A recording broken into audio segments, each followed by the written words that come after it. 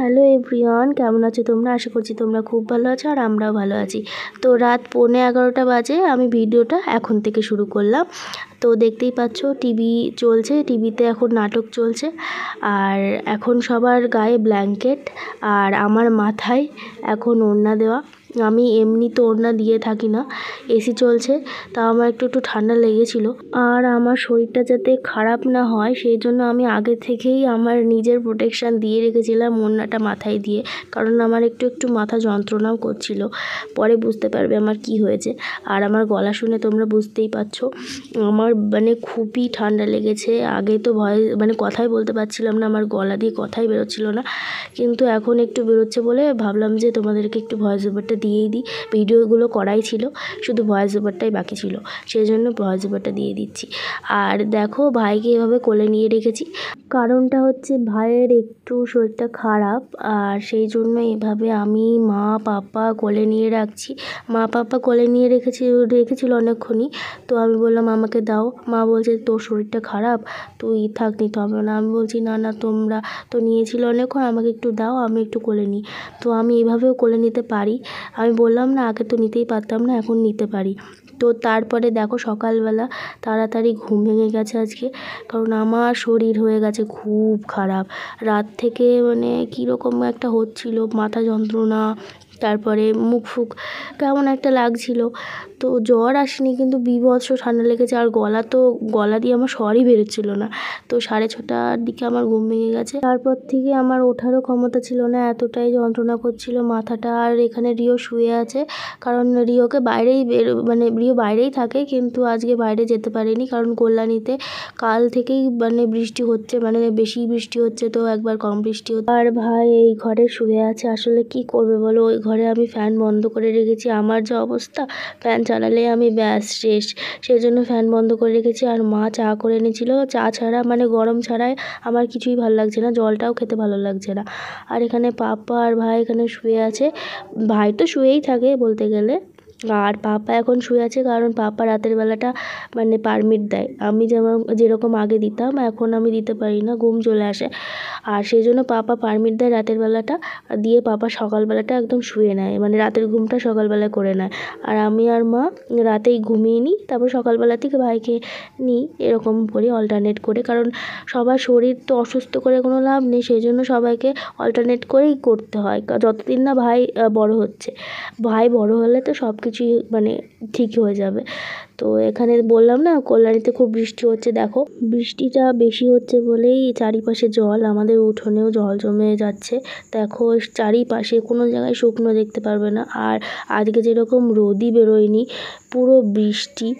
এই স্যাঁতসেঁতে ওয়েদারে কার ভালো লাগে বলো তো স্নান করতে? আমার তো একদম ভালো লাগে না। আজকে যেহেতু আমার শরীরটা খারাপ ছিল, সেই জন্য মা বললো যে স্নানটাও করতে হবে না, তো বেঁচে গেলাম। স্নান করিনি আজকে আমি, এটা আমি আবার খুশি হয়ে বলছি, ভাবো। কিন্তু আমি বলবো যে স্নানটা করে নেওয়া ভালো, শরীরের পক্ষে তো ভালোই। তারপরে মা চলে এসেছে রান্নাঘরে। আমি যেহেতু ভিডিওগুলো করতে পারিনি, সেই জন্য মাই ভিডিওগুলো করে রেখেছে, আমি ভয়েস ওভারটা দিচ্ছি। তো পাপা এনেছিল মিষ্টি কুমড়ো আর পুঁয়ের ডাঁটা আর পটল আর বেগুন আর কি এনেছিল, আর ভেন্ডিও এনেছিল মনে হয়। আসলে আমি তো ভিডিওটা এখন এডিটিং করার সময় দেখছি কি এনেছিল। মা তো রান্না করে দিয়েছে, মা যেভাবে রান্না করে দিয়েছে আমি তো ভাতটা সেভাবেই খেয়েছি। আমি তো জানি না কি তরকারির মধ্যে দেওয়া ছিল, সেই জন্য আমি এসব বলতে পারি না, ঠিক আছে? তোমরা ভালোভাবেই জানো। হ্যাঁ ঠিকই বলেছি, ভেন্ডি এনেছিল। ভেন্ডি ভাজা আমার তো ভালোই লাগে, আগের ভিডিওতে বলেছিলাম। তো দেখো বের করছে তরকারিগুলো, আজকে যেই তরকারিটা মা রান্না করবে। আর যেহেতু আজ শনিবার, আমরা শনিবারে নিরামিষই খাই। এটা আমি ছোটোবেলা থেকেই আমাদের বাড়িতে হয়ে আসছে, শনিবারটা নিরামিষ খাই। অন্য দিন খাই বা না খাই, শনিবারটা ওটা খেতেই হবে, নিরামিষটা। তো যারা শনিবারে নিরামিষ খায় অবশ্যই কমেন্টে বলো। আমি জানি অনেকেই খায়, যারা হিন্দু পরিবারে তারা অনেকেই খায় নিরামিষটা। তো এখানে পটলগুলো বেছে নিচ্ছে, ভালো পটলগুলো মনে হয়। আর এখানে দেখো বেগুনের কালারটা কি ভালো, তাই না? মানে যেরকম হয়, যারা ধরো গাছ লাগালো বাড়িতে, দিয়ে বেগুন চাষ করলো, তাদের বাড়িতে কিন্তু এরকমই কালারের বেগুন হয়। আমাদের দাদুর বাড়িতে করেছিল একবার, দেখেছিলাম এরকমই হয়েছিল, লম্বা লম্বা সেগুলো, এই এক সেম কালারের। আমি জানি অনেকের বাড়িতেই তোমরা চাষবাস করো, আমাদের বাড়িতে যেরকম করে না, কারণ আমাদের তো ঠিকই থাকে না কোন বাড়িতে আমরা থাকি, এই বাড়িতে না ওই বাড়িতে। তো যেহেতু আমরা এখন কল্যাণীর বাড়িতে আছি, তো তাও এখন চাষবাস করে না, কারণ এখন ভাই হয়ে গেছে, সবসময় ভাইয়ের প্রতি সবার এখন নজর। আমার আবার পুয়ের ডাঁটার তরকারিটা ভালোই লাগে না, যেহেতু পাপা পুয়ের ডাঁটার মানে তরকারি সব সরঞ্জাম নিয়ে এসেছিলো, সেই জন্য, আর যেহেতু শনিবার ছিল ওটাই খেতে হয়েছে। আর পুয়ের ডাঁটা খেতে হয় না, মানে যাদের ঠান্ডা লাগে তাদের তো খেতেই হয় না, মানে বেশি ঠান্ডা লেগে যায়, এটাই হয় মনে হয়। হ্যাঁ, ওই জন্য মা বলছিল যে তোকে ডাঁটা ফাটা দেবো না, তুই শুধু তরকারি আলু ফালুগুলো খাস। আমি তাই খেয়েছি। আর এই দেখো আলুগুলো বের করছে। আর আমার না, ওই বললাম না, পুয়ের ডাঁটার তরকারিটা অতটা ভালো লাগে না আমার, মানে বেশি ভালো লাগে ছ্যাঁচড়ার তরকারি। আমি নিজেও ছ্যাঁচড়া, আর ছ্যাঁচড়ার তরকারি আমার বেশি ভালো লাগে। আর এখানে মানে এবার একটু ওঠার ক্ষমতা হয়েছে, সেই জন্য উঠেছি। উঠে এখন আমি একটু টিভি চালাচ্ছি, কারণ বোর হয়ে যাচ্ছি তো কী করব, সেই জন্য মোবাইলটাও দেখতে ইচ্ছা করছে না, মানে কাজ থেকে কিছুই দেখতে ইচ্ছা করছে না। টিভিটা যেহেতু একটু দূরে আছে, সেজন্য একটু দেখতে ইচ্ছা করছে। আর দেখো এখন আমি একটু হাঁটা চলা করছি, আমার একটু মুখটা গোমড়া গোমড়া, মা বলছে যে ওই বালিশটা দে তো, ভাইকে দেবো। আমি বলছি তুমি নাও না, আমার ভালো লাগছে না, আমার কিছু কাজ করতেই ভালো লাগছে না। তারপরে বাধ্যতামূলক আমাকে বালিশটা দিতেই হবে, কারণ মা যে কথা একবার বলে সেটা করতেই হয়, সেটা পাপা হোক আমি হোক যেই হোক না কেন, আমাদের বাড়িতে করতেই হয়, কারণ মা তো মাই না, যারা জানে তারা তো জানে, কি আর বলবো। সো তাই করতে হলো, আমার শরীর খারাপ হলেও আমাকে বালিশটা দিয়েই আসতে হলো, নইলে পরে ভিডিওটা বন্ধ হলে আমাকে অনেক, মানে বুঝতেই পারছো, থাক বললাম না। তারপরে দেখো তরকারিগুলো কাটা হয়ে গিয়েছে, আর এবার রান্না করবে, রান্না করার পালা। আর তরকারিটা দেখতে কিন্তু ভালোই লাগছে, খেতেও ভালো হয়েছে, অবশ্য আমার মুখের টেস্টটা তো নেই, সেই জন্য আমি বলতে পারছি না, কিন্তু খেতে আমার মোটামুটি ভালোই লাগলো। তো তারপরে পটল ভাজা করবে, তো ভালোই লাগবে খেতে।